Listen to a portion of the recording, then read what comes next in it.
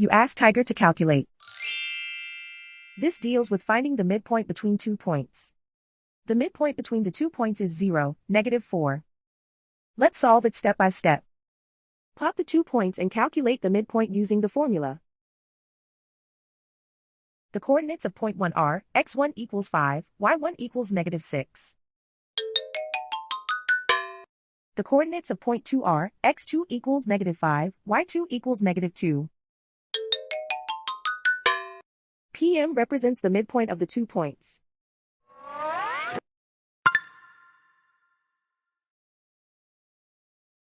Use the x values in the midpoint formula to find the midpoints x.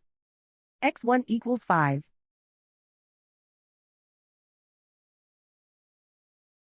x2 equals -5. Simplify the arithmetic.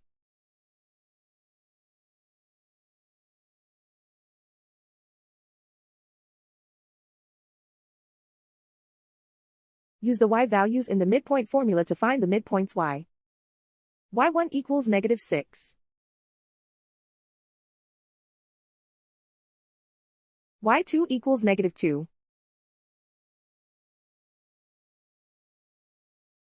Simplify the arithmetic.